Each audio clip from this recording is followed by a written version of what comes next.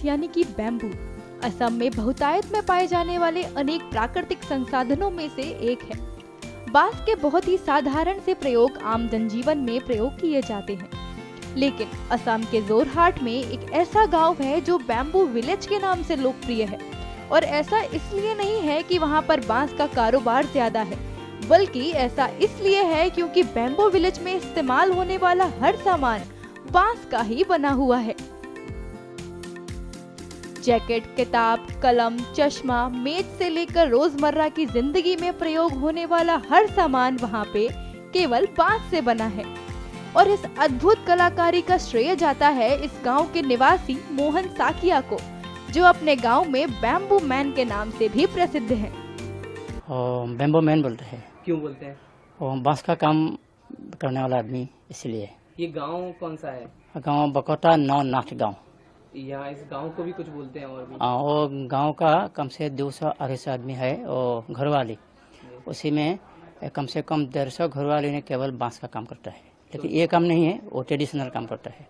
क्या क्या बनता है बैम्बू से? वो बैम्बू से वो सालनी, दला और छोटा छोटा बास्केट, असमीज में खरा ही बोलता है ये, और जापी जो रेनियन और खेत करने के लिए जो जरूरत है, ऐसा ऐसा और कुछ गांव का जो एसेंशियल वो बनाता है। हम तो देख रहे हैं आपने बांस का कुछ बना हुआ पहना भी हुआ है।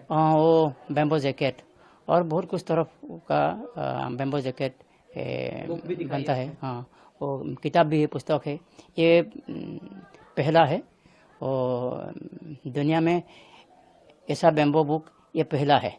इसलिए पहले मुख हमको बैम्बू मन इसीलिए दिया, और बैम्बू बुक जब पहले हम ये बनाया तो वो गुवाहाटी जो प्रेस क्लब है वहाँ पे पेन भी बनाया। हाँ, पेन, कम्ब, चप्पल और चश्मा, जो गॉगल्स फ्रेम, और ऐसा tray, bags, mobile cover and belt, और बहुत कहाँ जाता है सामान?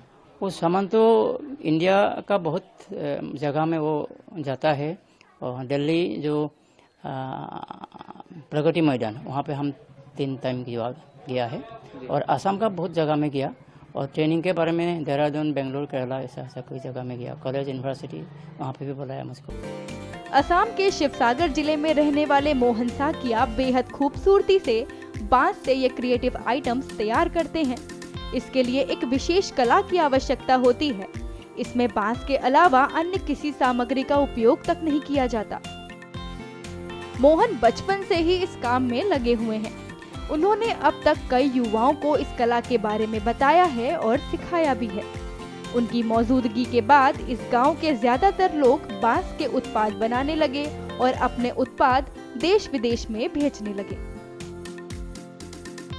हम लोग का जो एरिया है उसको बोकोटा बोलता है। बोकोटा बेसिकली इसे मोजा बोलता है हिंदी में, आसामीज में। एक बहुत बड़ा इलाका है जिसमें बहुत साल 100 ईयर्स से पहले शायद बहुत आहूम जब तक था, जो हम लोग का 100 ईयर्स और 150 ईयर्स से पहले यहाँ से बेम्बो का काम होता था। और इतना बेम्बो शायद असम में बहुत कम जगह में मिलेगा, जितना मेरा जगह में इतना बेम्बो होता है। कैसे बांस का गांव भी कहा जाता है, बैम्बू विलेज? हाँ, बैम्बो विलेज बोलते हैं। बहुत सारे बेम्बो मिलता है यहाँ। क्या क्या बन जाता है बांस से?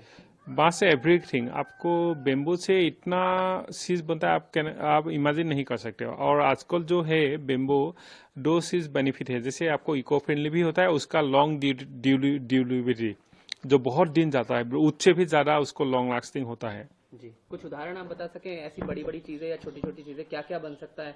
हमने सुना है कप भी बन सकता है, कुछ और सब कुछ का स्पून्स मीन्स सामुच और बोतल, एवरीथिंग हेयर में लगाने का, बड़ा बड़ा बिल्डिंग से लेके छोटे से चीज तक बना सकते हैं। मीन्स 10 रुपया से आपको 1000 तक, लाखों तक एक सामान बेच सकते हो। मोहन का कहना है कि सरकार ने उनके गांव के लिए बहुत कुछ किया है। उनके इस काम के लिए सरकार ने भी मदद दी है, लेकिन अगर उन्हें इस कला के विकास के लिए सरकार से कुछ और मदद मिलेगी तो उन्हें खुशी होगी। आपको बता दें कि असम का यह हिस्सा शिवसागर जिले जोरहाट निर्वाचन क्षेत्र में आता है और इस क्षेत्र में आगामी लोकसभा चुनावों के लिए 19 अप्रैल को मतदान होगा। अपनी कला के लिए मशहूर यह गांव असम में भी खास स्थान रखता है।